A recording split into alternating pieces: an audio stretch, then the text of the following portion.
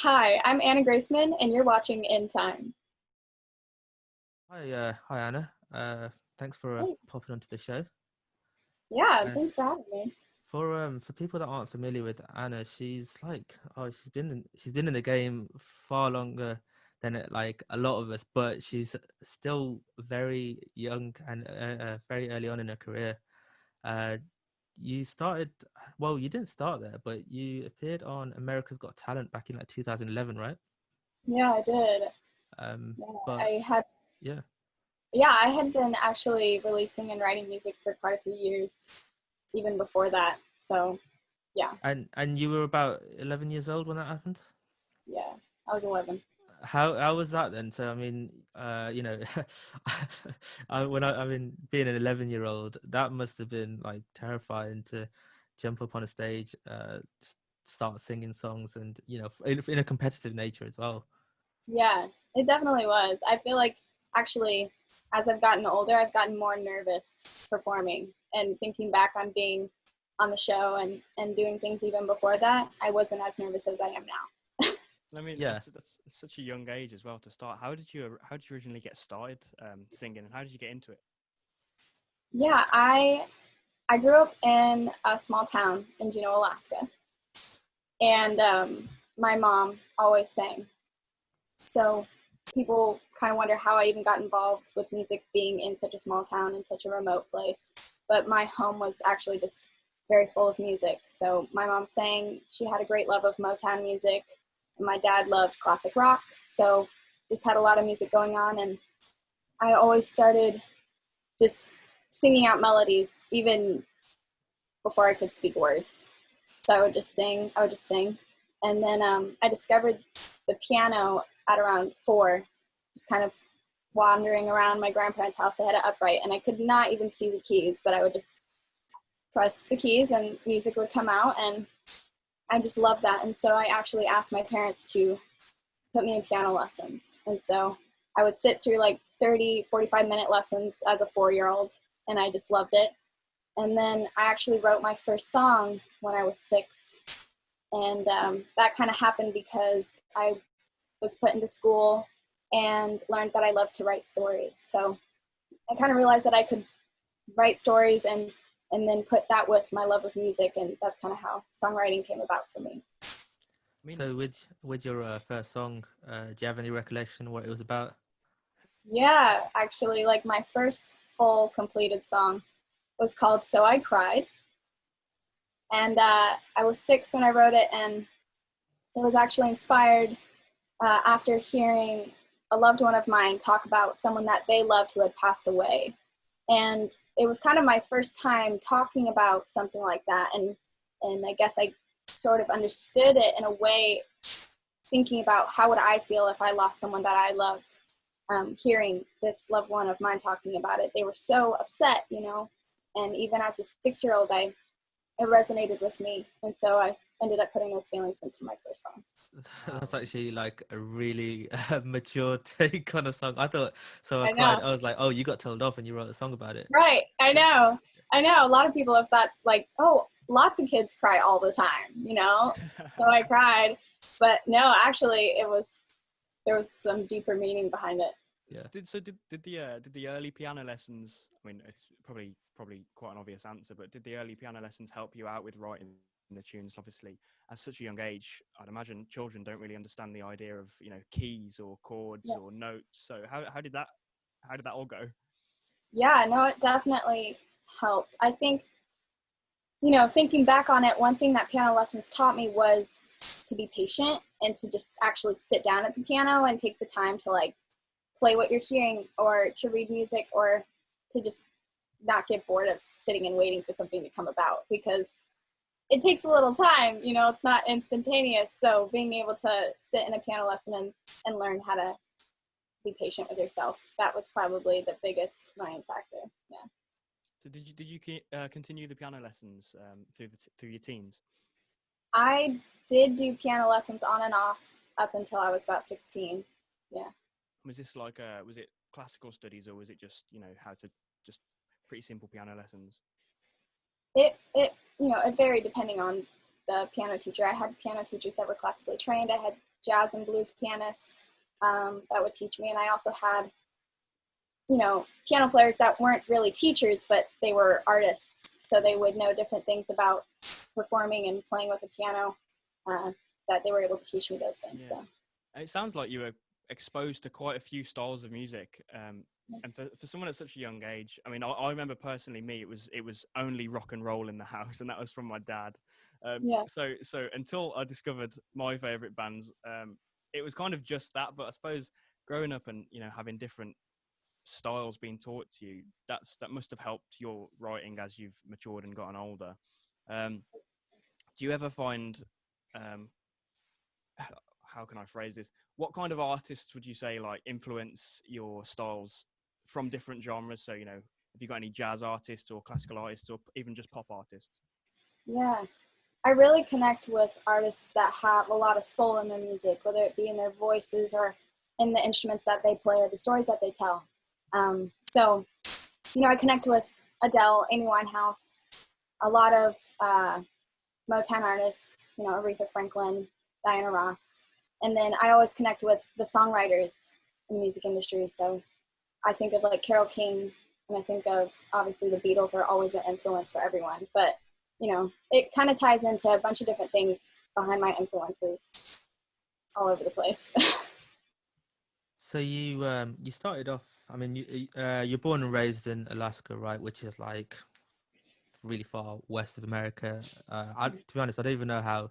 I still don't understand how Alaska is like part of America, but it's not like directly connected. Um, Yeah, maybe there's a book about it. Maybe it's on Wikipedia. maybe.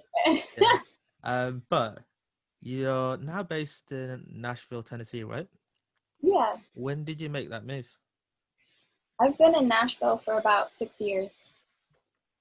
Well, so like, was that like? I mean, it sounds like it was more of like a career-oriented move, anyways, or was it just happened to be family move down? Well, actually, my whole family moved with me. We all moved out of Alaska together because I left Alaska when I was about 12 and had lived in various places for months at a time for a couple years. My whole family and I, we moved about 6 times in 1 year at one point. And a Was lot of this those just moves around Nashville? no, we lived in California, Nevada, uh, Arizona, and then we ended up in Nashville after like 6 or 7 moves between those 3 states. So, yeah, That's a lot. it's quite hectic. I mean, Nashville, I've never been there. It looks pretty cool. But from what I've heard about like the music scene there, it's quite a competitive music scene. Definitely. Like very fierce. But I suppose, I mean, you've been on America's Got Talent. You're in Nashville. Is this something that like I suppose you're attracted to in the sense that like you are a competitive person by nature?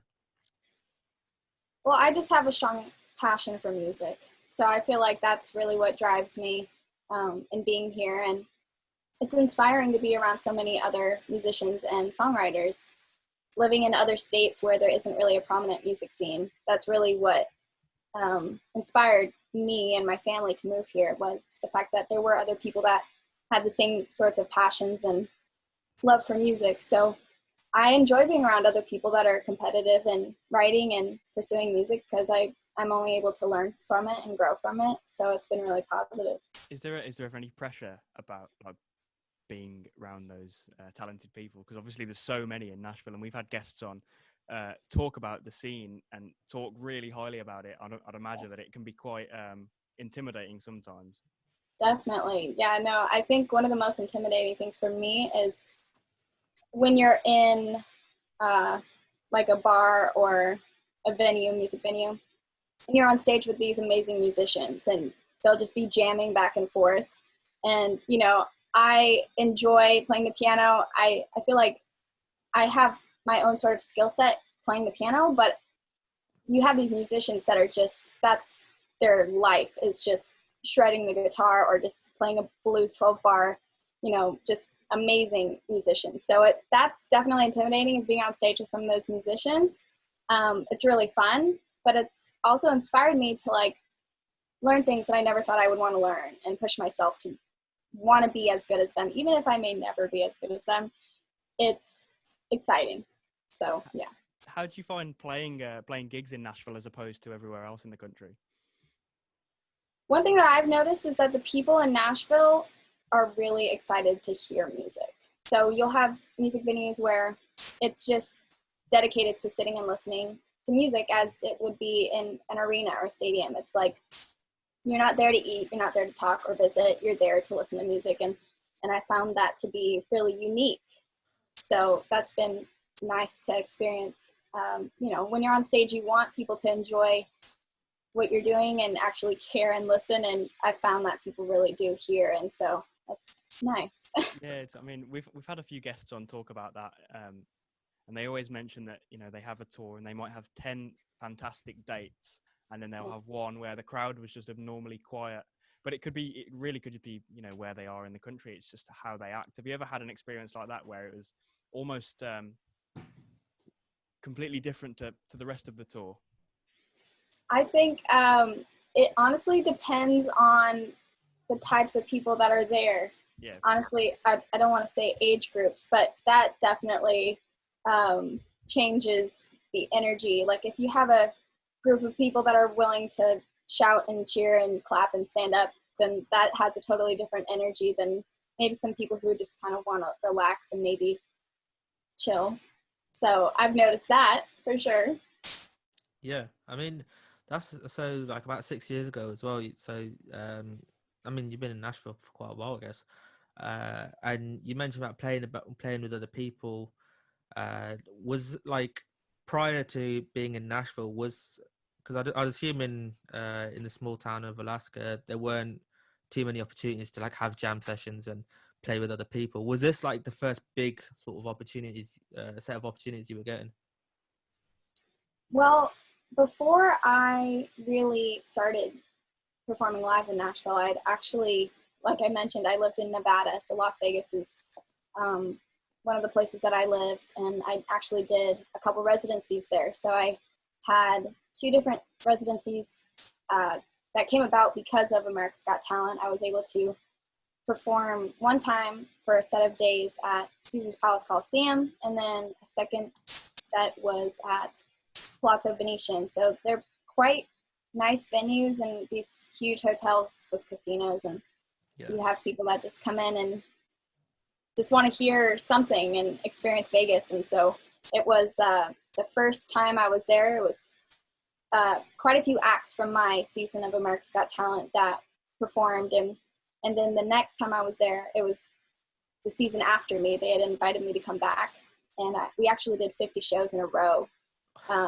there. So that was probably the first time I was really performing and really learning how to be on a stage and perform by myself on a huge stage, perform with a house band on a stage like that. And that's where I really learned how to do that. So did you, I mean, was this one of those venues where like, because you were so young that they have to like kick you out straight after you've done your set? Oh, yeah. Yeah, okay. You had to you're not allowed to walk through the casino. So you have to go through this very specific walkway, or you get in trouble. I'm 12 or 13 doing this, so yeah. I mean, being that young and go on, sorry, mate. No, keep going. I was gonna say, being so young and having to do 50 shows must have just been the craziest experience. Yeah, it was crazy. I think about it now, and I almost wish that I could have done that, being the age I am now. I feel like I would have realized how cool it was and how rare of an opportunity it was, because even then I had a lot of fun. I really enjoyed it, but I didn't realize how cool it was. Yeah, I mean, I guess it probably took a while for it to really sink in. Yeah. I guess it's kind of like being on a show like that. It's going from being completely unknown to being star of the country. Right. How does that affect you at such a young age? It must have. I mean, it probably had its positives, but did it have negatives as well? Yeah, of course. Yeah, I think that was the transition of not caring what people thought to wondering what people think. And, you know, I'm 11, I'd be walking around and I would smile, and people, it would click for people, just strangers, and they would recognize who I was. And that was probably the weirdest thing, was having people come up to me and I'm a fairly small person, but at 11, I was like 2 feet tall. So I was like very intimidated by these people that would come up to me, and just at the same time, I felt like I learned how to interact with adults very early on. And yeah, it had its pros and cons for sure.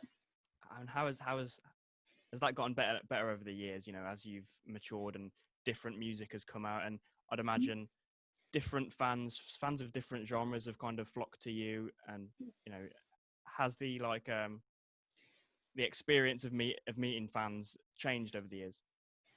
Definitely. And you know, meeting people that are my age and younger, that's always like the goal, is to connect with people, you know, my age or younger, just a little bit older, and being able to connect with them in that way, and, you know, be almost like peers in that way is really special for me. So being able to interact with younger fans is always nice and exciting. I guess it's easier for the fans to relate to as well if you're a similar age to them. So Yeah. if you know, if people can listen to your music and think of you more of as a friend than an artist, that's something that a lot of artists probably want to achieve at some point in their career. So you nailed that pretty quickly. Trying. So obviously over the years you've released plenty of music. Recently this year you've released a brand new album. Yeah. We've been listening through it, obviously.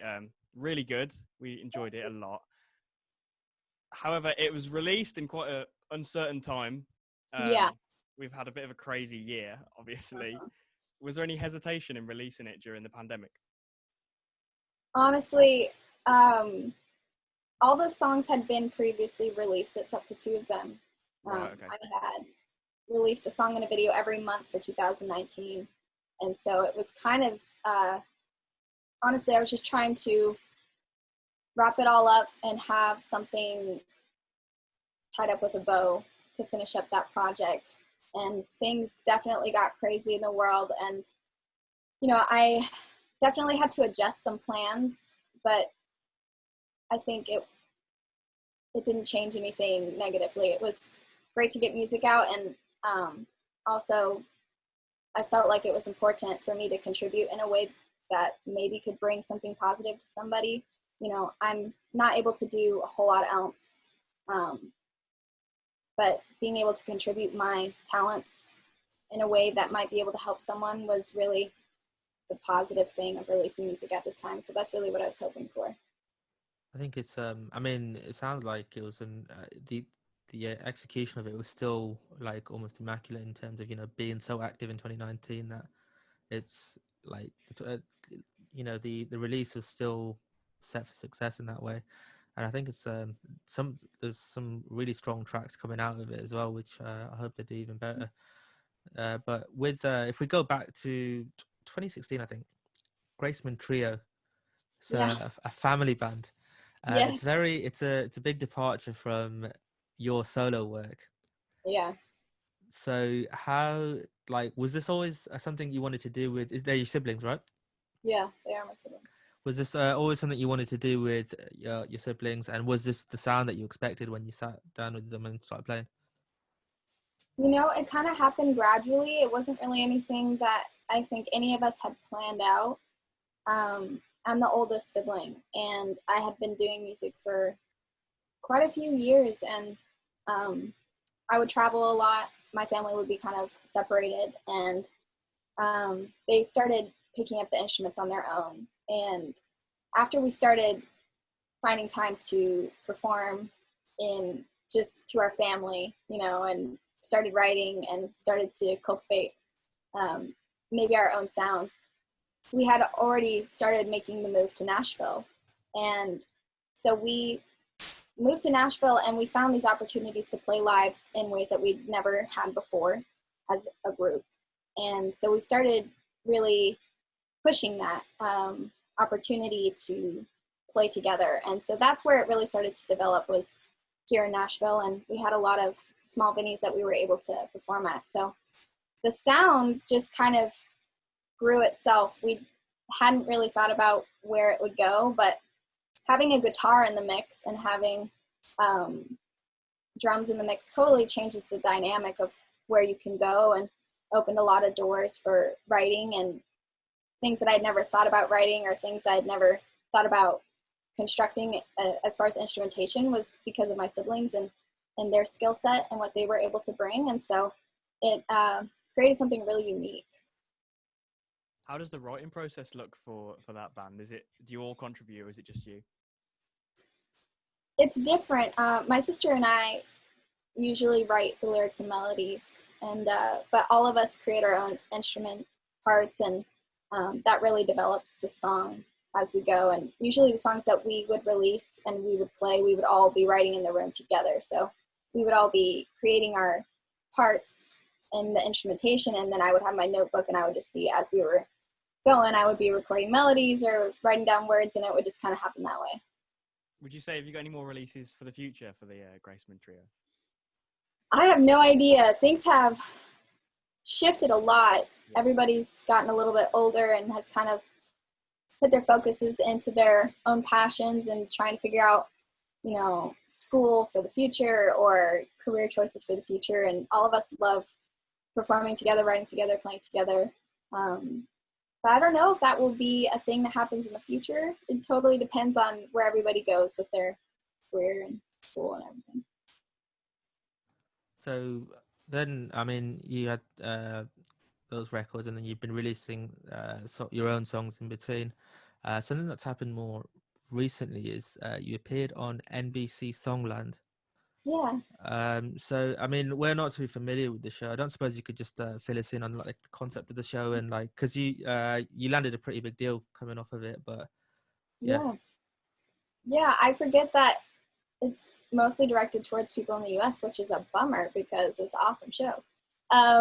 So basically the show is just focused on songwriting.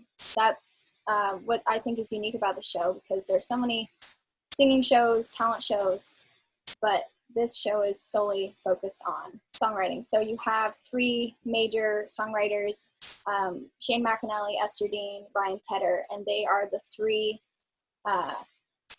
they're like our mentors. They're not judges.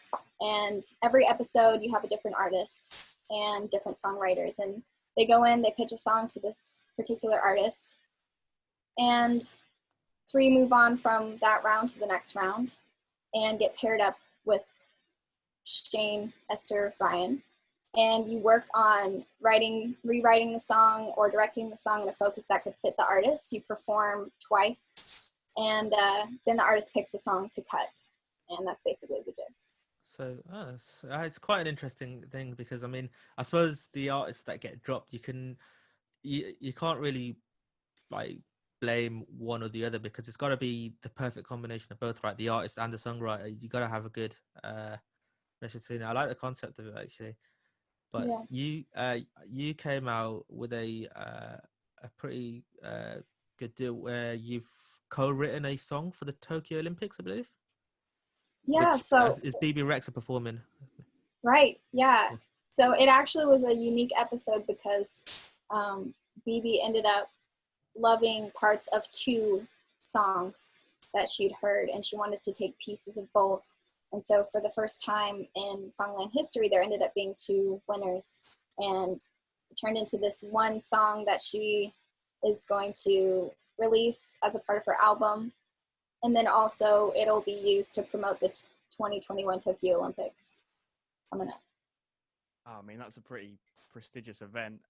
I know.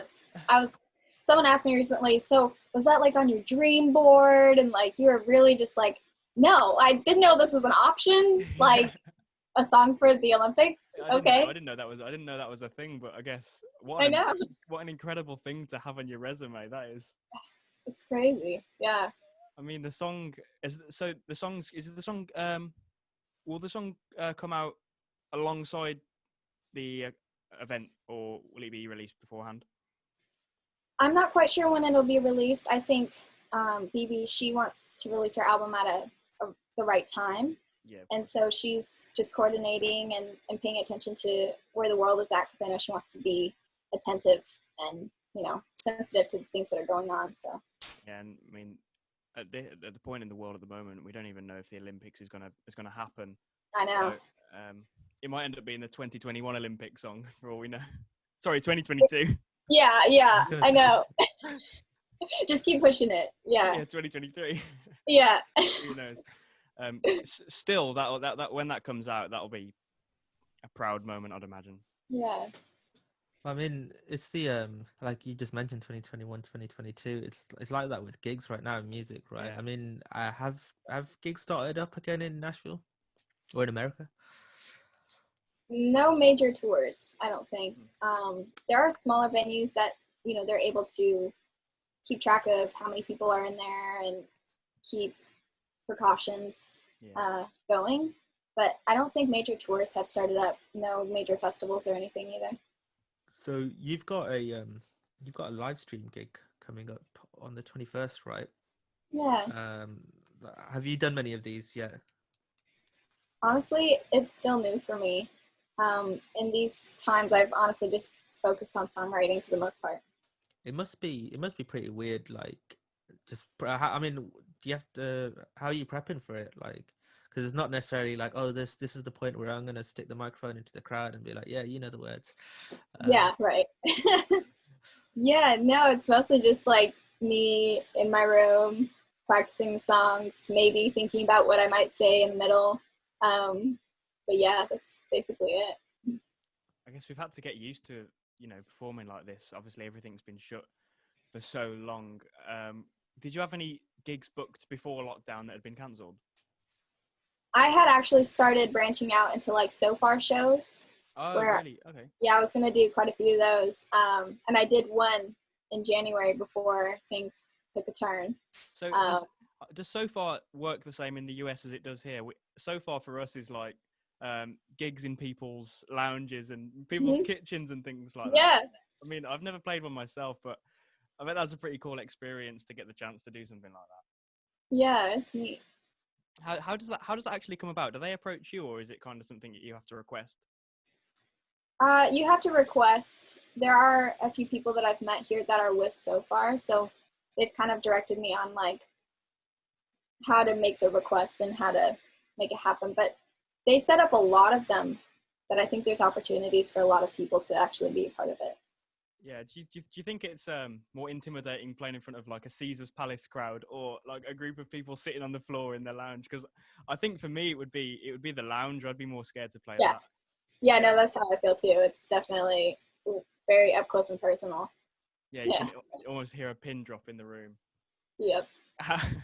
How do you overcome, like, not saying that you do or suggesting that, but if you make a mistake, I can't imagine the feeling. It must be so scary.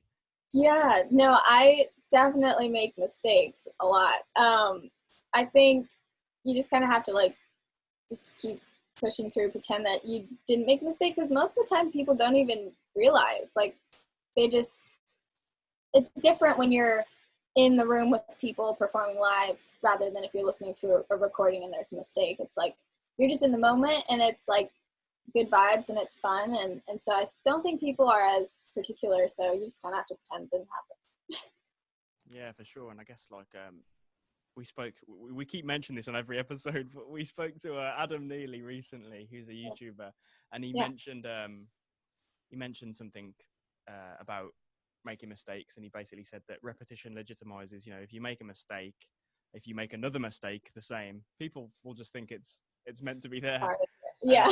We always put so much pressure on making mistakes that it kind of causes it to happen more, because I think if you were to just relax and let it happen how it's supposed to happen, no one in the audience knows and no one cares really. They're just there to have a good time. So if you can get past the initial anxiety of making a mistake, then it feels great. Yeah, totally. Which is it's pretty scary and intimidating, but it's something that we all go through. Yeah.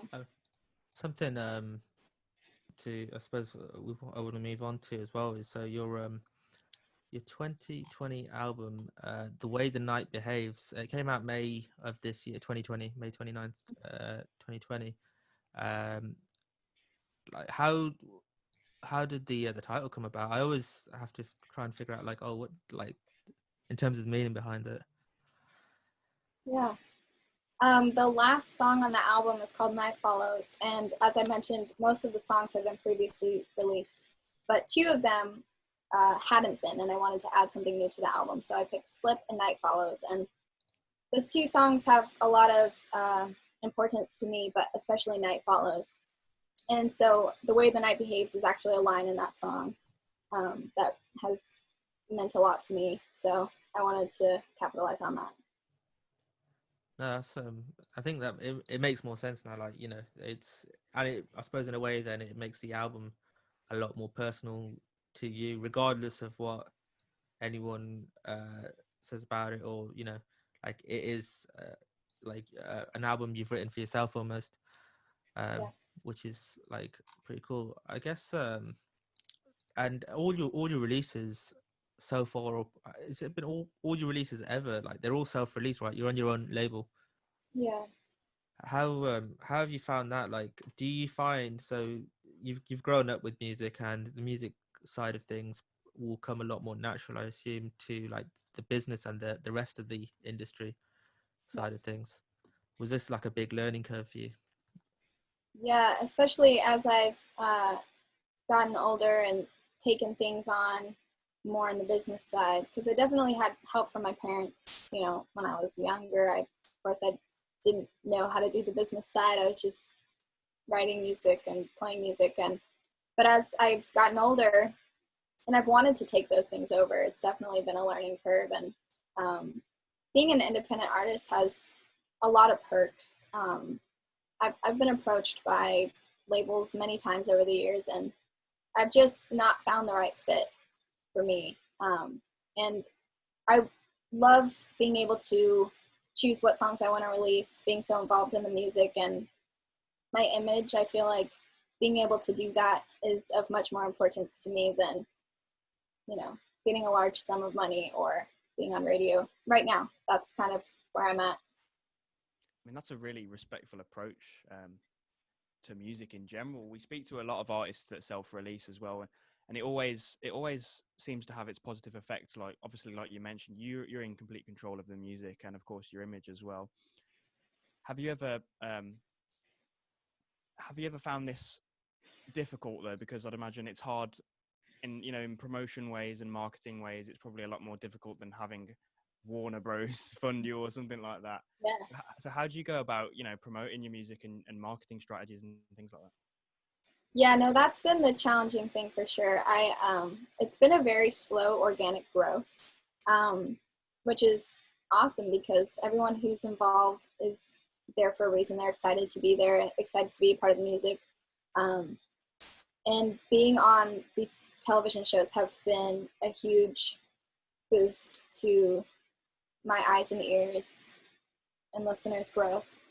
And honestly, because all that stuff happened when I was so young being on the show, I hadn't ever really thought about it being a job or anything. It was just what I love to do.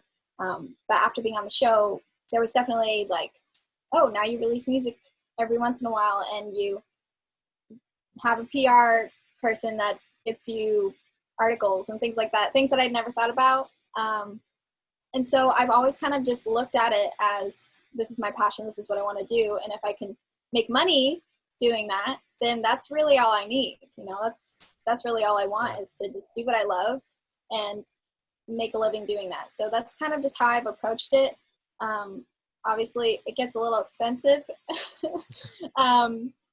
Being in Vegas and doing those live shows, that was kind of what was able to fund a lot of things, and that's kind of what's been able to make the music over all these years and has continued to be like this passive income, releasing music all the time. And so I've really been able to continue to release music because of the music, which has been a gift and has been wonderful. So I think it's something I've been I got told quite early on as well, was and it's pretty much to the same effect of what you mentioned. If if you're doing what you love every day, you're never going to work a day in your life. It should never feel like work, right? It's like, and it sounds like you're enjoying every step of the process.